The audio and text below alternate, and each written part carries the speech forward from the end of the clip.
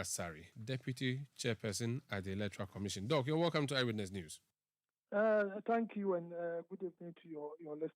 It's been a long time. How are you doing?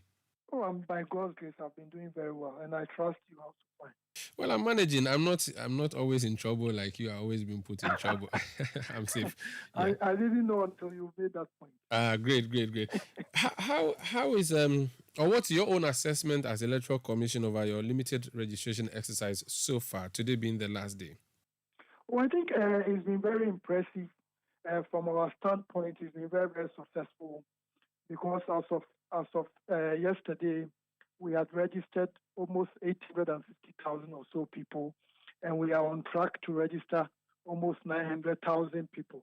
So looking at it from the angle that registration was done at our district office in all our district offices nationwide, and considering that people came from different places within the district to come and register at one location, to get such a number can only be very impressive. So let me just get a figure again. How many have you registered so far? Over 850,000. 850,000. I think almost 860,000. Almost 860,000. By close of day yesterday or by close of day today? By close of day yesterday. I need to confirm, but between 850 and 860,000. I see. That's very interesting. And what was your target? Well, we were looking at 700,000. So you have done more, you have done by 150,000 extra what your target was. 150,000, yeah, and it's likely we are going to cross 900,000 because we are waiting for the figures for today. And we've also issued a release that all those who will be in the queue at 5 p.m. today, their names will be written down, and tomorrow they will be given the opportunity to register. So we'll likely register more than 900,000. Doc, if you were looking at registering 700,000 and one day to the end of the deadline, you have had 850,000 register, which is 150,000 extra people. It tells you that there are more people ready and willing to be registered than you estimated. Is that not what it means? No, we don't look at it from that angle because, the time you have a general election, which is the presidential and the parliamentary, there is a tendency for people to troop to the registration centers in their numbers to take part in the exercise. But this year, although we have an election, it's not one of the most competitive of elections to be able to attract the numbers.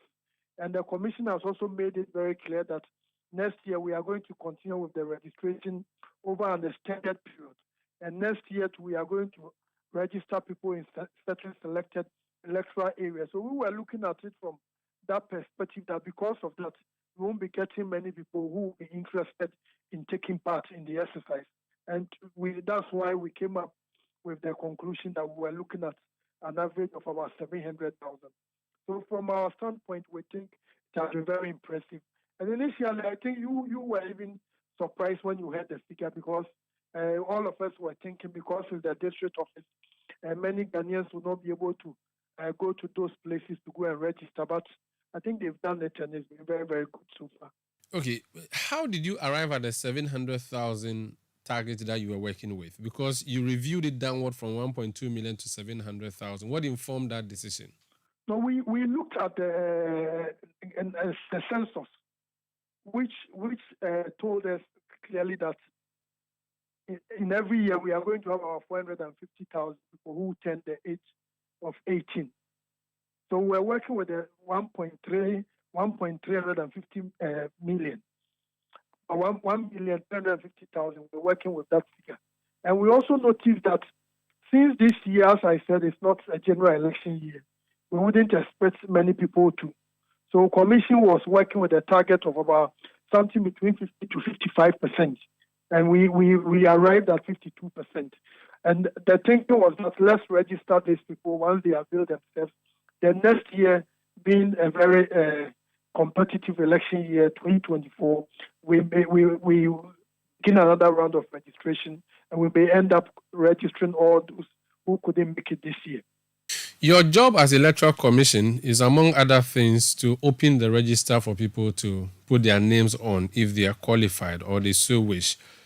You don't have to provide the funds for that registration exercise. You are supposed to be given money all you need to do is recruit people, set up centers for people to register. And yet you restricted yourselves. Can you explain why? If it was not financial that prevented you from letting all 1.3 million estimated people register, why did you, in your mind, decide that you're going to bring it down to 300,000 when you have been given the necessary funding for it? Okay, let me make this point clear before I go to the question. I think the commission had in mind, if all the 1.3 million people had come, we were ready to register them in all our district offices. Let me make that one very, very clear. But beyond that, let me also state that the commission took the decision to register at our district offices largely because we wanted to ensure the integrity of the voters register. No, elections are very important in almost every part of the world. And in our country, this is not an exception. We always have two parties, very, very competitive when it comes to competing at the highest level. So the commission took the decision that the guarantor system, which is embedded in our processes. Doc, I really wish, I'll let us go to that. I wanted to know why you decided to work with 700,000 and not 1.3. We'll talk about that. We'll come to the reason you went to the district office and your guarantor system. But I wanted you to explain. I was trying to explain that. Okay. I said we were ready to register the 1.3, but we only came up with an estimate of 700,000 that in the worst case scenario, we should be able to register the 700,000 people in this particular phase of the registration. So that next year, when we open up again, we'll be able to register the rest. Okay, the view is that you are deliberately disenfranchising people this year. If someone wanted to register this year, but because of the limited nature of your exercise, they are unable to register, they may not be available next year during the registration period to register and they want to vote. What happens to them? That is one. Two. Doc, there's a second point too, is that there is a district level election or district assembly election coming up this year. By your decision not to expand the registration for everybody, you as an electoral commission are being part of the people who talk down on the district level election and do not encourage voting in the district level election. What do you say to that? Oh, I think I totally disagree with that. Mr. Sanda, let me make this point. Now, when you talk about electoral commissions in Africa, even in West Africa, we are the only country, with the exception of Cape Verde, which has almost 55% of all the registrable people on the voters register. So the Electoral Commission is committed to ensuring that anyone who is qualified as a voter is given the opportunity to register. And when you look at what we have just completed 5 p.m. Today, we've been able to we are getting close to almost 900,000. What the commission is saying is that in order to ensure the integrity of the process, and because some of our processes have been abused, let's ensure that the registration takes place at a location which can guarantee the integrity of the voters register. And we also made it very clear that in our work plan for 2023, Commission had a clear program in place to register people at the district offices. Well, the strategy was that we needed to activate registration at the district offices so that every year, all year round, there will be some registration taking place. So that we don't want a situation whereby somebody turns 18 today and the only time the person can register is after a year or after 6 months. So this is something we have started this year. Next year, we hope that we are going to have a very extensive period for this particular exercise. Maybe about 5-6 months registration is going to take place in our district offices. So that once we have elections, then maybe we may decide to go to certain hard-to-reach communities and register people. So please, if somebody is talking about we disenfranchising, that is not true, because on the basis of the evidence available to you and I, the Electoral Commission has done what one expects an Electoral Commission to do. And I think media people are very, very much concerned about the integrity of the voters register. And that's what the Electoral Commission is trying to do. And our view is that to be able to ensure the integrity of the register, we will be better by doing the registration at the district offices. Next year, would you open up the registration to all voting centers, or it is going to be only at the district offices? Next year, we are going to do registration at the district offices, and also do registration at certain selected electoral areas in very difficult communities. So and those are going to be ahead of maybe some 3 months to the elections. We are going to do that, but within the year, we expect that for 5-6 months, we are going to have what we call continuous registration at our district offices. So the era where I could walk a few minutes to my voting center to register, that era is gone, you are saying? No, Mr. No, we've done the mass registration, which we did in 2020. And I said that when you look at the statistics, if the Electoral Commission wants to register at each polling station, you may go to a certain polling station and within a year, only about 50 people will be 18 years. So because we already have a chunk of the voters already on the road, we are only updating. And what the commission is saying is that by updating and following best practices, let's have it centered at our district offices. If you turn 18 today, tomorrow just go to the district office and register. If you turn 18 on Monday, just go to the district office and go and register.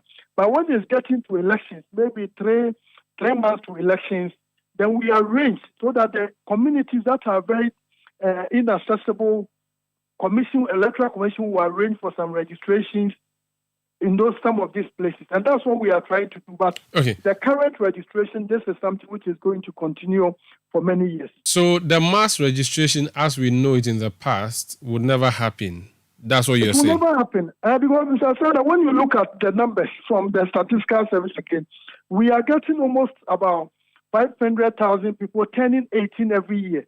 And when you divide that number by the number of electoral areas we have in Ghana, with the electoral areas about 6,272.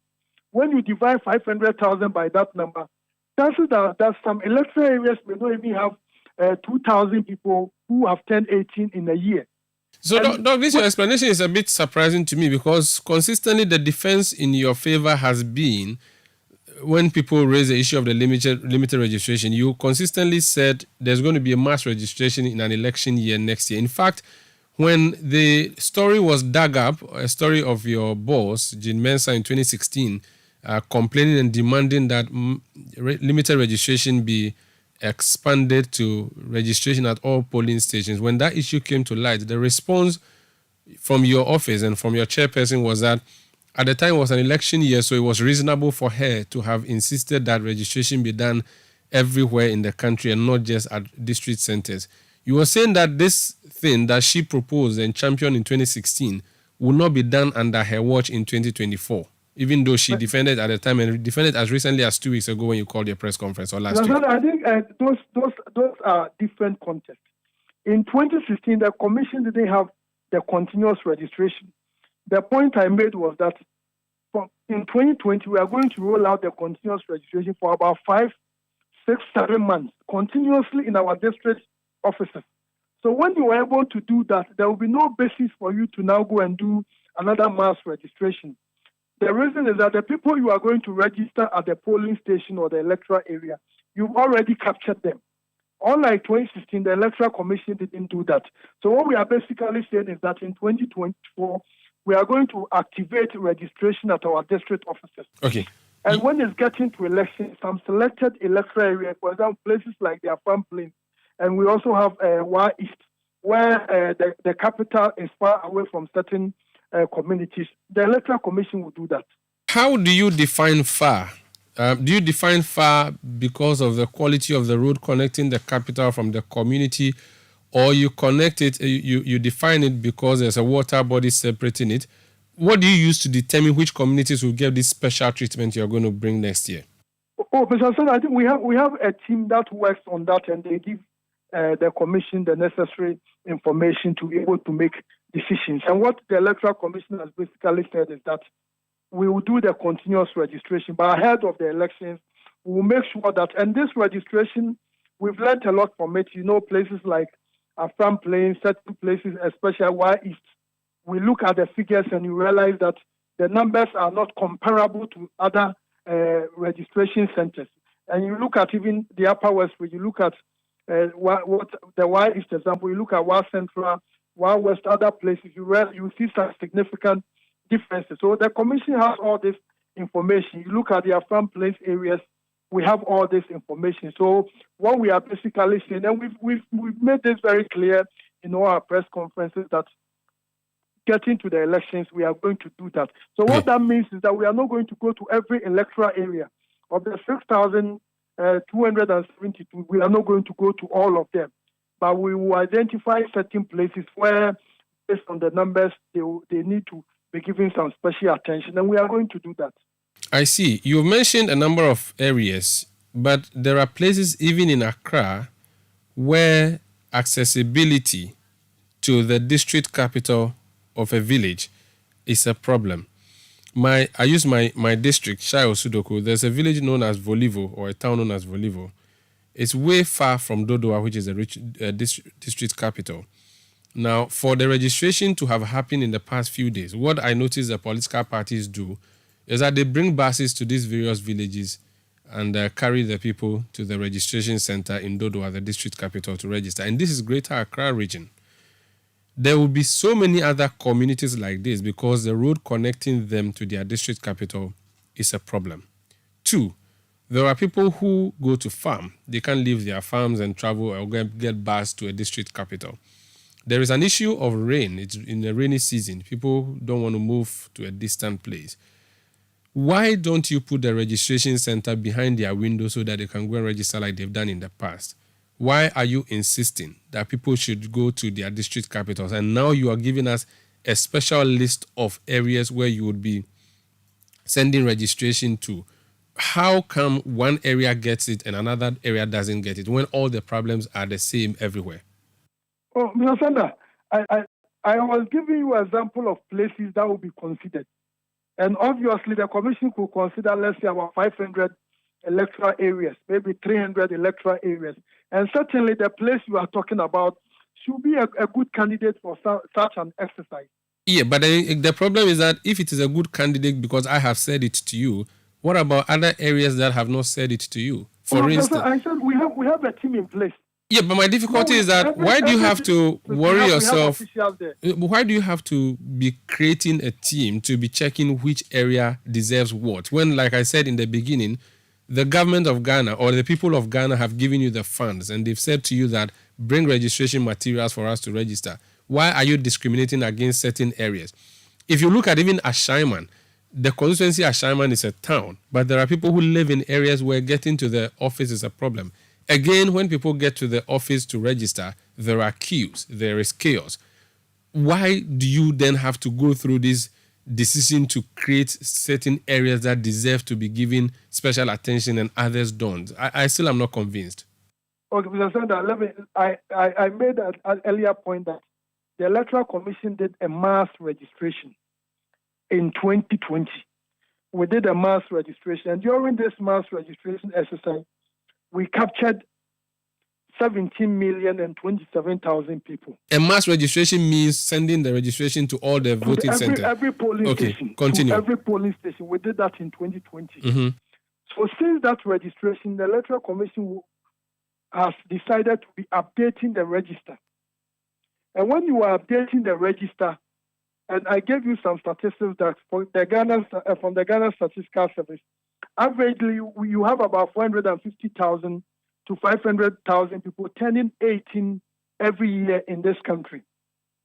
So as I said, that when you look at, let's say, 500,000 people turning 18 every year, and the Electoral Commission decides that we are going to do registration at all our polling stations in a year, what it means is that averagely we are looking at, in a year, we are looking at about 140 people per polling station.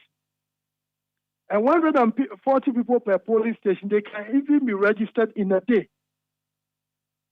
So you don't want to go there and in one day you've registered all of them. And Mr. Sanda, all these people are not turning 18 on the same day within the year. So this is what the Electoral Commission is saying. Okay. Because of that, why don't we have a central location within the district? Any day you turn 18, just go there. So assuming in a particular district, Every day you have 10 people who turn 18. They should go to the district office and register so that they don't have to wait for 3 months or 4 months before there's a limited registration. Okay. And the Electoral Commission is saying in 2024, after doing this ahead of the elections, communities that are very, let's say, hard to reach communities, the Electoral Commission will put measures in place. And what we are saying is that it's not going to be applicable to all the 6,272 electoral areas. We are going to identify all the places in the country that are hard to reach or so far away from the district office of the commission, and we are going to activate this exercise. Our objective is to ensure that anyone who is qualified to register as a voter is given the opportunity to do so. This 6,000 plus, you're not going to go to all 6,000 plus electoral areas. Do you have the number of electoral areas you'll be targeting? No, commission will come up with that plan and we will announce. So you don't have that readily available. Okay. Yeah, we don't. If you have continuous registration at the district offices of these hard to reach places, why do you still have to send registration officers to their doorstep? Mr. Asare, come in again. My question is, you are going to allow continuous registration in your district offices because you want to solve the problems, right? Hello, go ahead. I'm listening. Can you hear me? Yeah, I can hear you now. I'm saying that you have decided that people should go and do continuous registration at your district offices. And that includes these hard to reach areas or electoral areas that you are going to list out later. If it were to be a successful project, this district continuous registration that you are talking about, why then are you still going to send materials to or registration officers to their doorsteps? Why are we going to send registration? Yes. If you think that this your continuous registration at the district office is good and is actually going to be workable, why do you still then have to choose some selected areas and decide you are sending them materials? It means that your continuous registration has failed. And if it has failed, it may have failed everywhere in the country. And so you should allow everybody in the country register close to their homes. I think that may be your adroit interpretation of the work we've done this year. But let me say this. You know, you may be aware in the beginning of the year, the Electoral Commission was working on a constitutional instrument. Where we indicated that we wanted the Ghana card to be the main source of identification for everyone who wanted to register as a voter. The work plan of the commission was that by June or maybe around May, this CI would have passed. Then the registration would have started. So if the registration has started, we would have had enough time to be able to register everyone. But that CI was not laid, let alone passed. And the Electoral Commission, recognizing the importance of the right to vote and for people to take part in the district assembly elections, took the decision that, no, some registration must take place.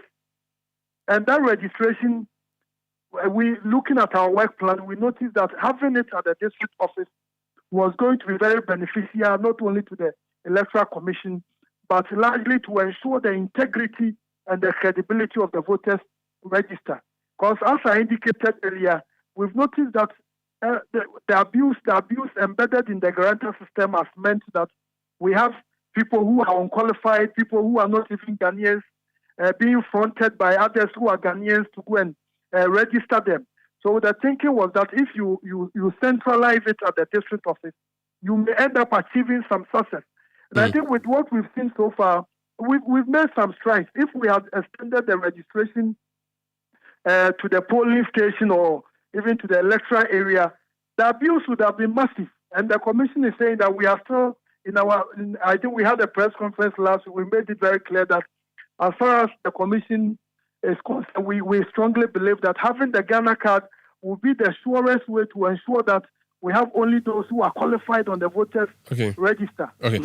So when you talk about integrity of the register, I'm sure you're talking about the registration of minors and all of that. We have seen pictures emerging from your district offices where children, well, looking at them, they look like children, have showed up to vote. And we are told, in fact, you have also said to us, a number of children have come and registered when you did your last press conference. So if your idea of bringing the registration to your doorstep was to ensure integrity of the register, then again, on that score too, you have failed because you still have minors registering.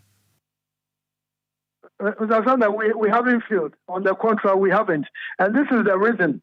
That's why I gave you the example. If we had extended it to the electoral area or the polling station, that number would have quadrupled. So we've achieved some success. And the point, we have processes. We have the challenge process and we have the objection process, which part of the registration. So the fact that the people have gotten onto the register doesn't mean that they are going to be there. We know a number of them have been challenged, and the last time we had the press conference, we gave a certain number, almost about 8,000 have been challenged. So all these people will go through a process, through what we call the District Registration Review Committee meeting. So they will go through that process. So as far as we are very, very much concerned about the right to vote, the right to register, but we're also very much concerned about ensuring the integrity of our process. So when you hear us talking about registering at the district of doing A, B, C, and D, want to ensure that all the political parties will have a lot of confidence in the voters register. Okay. On the scale of 0 to 10, on the integrity scale, how would you rate this particular registration you have just conducted in terms of integrity versus the ones in the past? So I think so far I will put it at up there, maybe 8.5 over 10, which is very, very impressive. And initially, if you remember the numbers when we even started, the first day we registered less than 13,000. Then we started hitting 40,000, etc., 50,000 in that manner.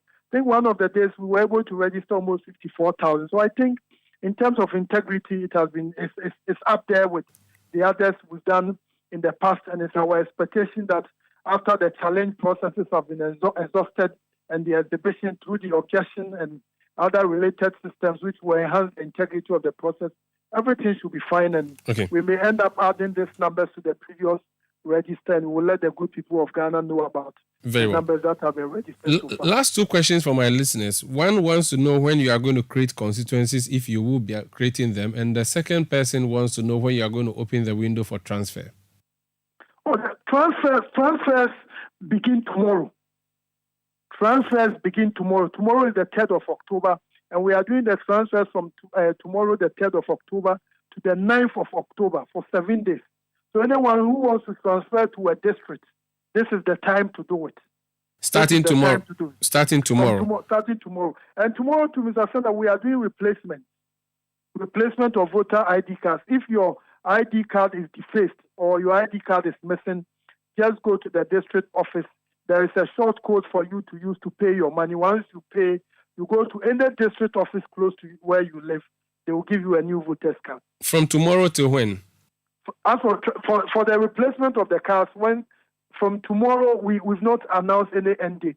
It's only the transfers which are ending on the 9th of October, including Saturday and Sunday. But for the card replacement, Monday to Friday, anytime you go to our offices between 8 to 5, they should be able to replace once you have evidence of payment. And the creation of new constituencies? No, the EC hasn't said it anywhere that we are going to create new constituencies. We haven't said it anywhere that we are going to create new constituencies. But are you planning? No, we are not planning of nothing. No, 2024 is although it's close for us, it's also far away. So we are not talking of creating any constituencies. It's not, as we speak now, the things on our agenda, creation of constituencies is not one of those. But is it possible you may create constituencies before 2024 December? I'm not sure of that, but as we speak now, I know we are not creating any constituencies. Very well. Thank you so much for speaking to us, sir. My pleasure. All the best. You too. That's Dr. Eric Bossman Asare. He's a deputy chairperson of the Electoral Commission.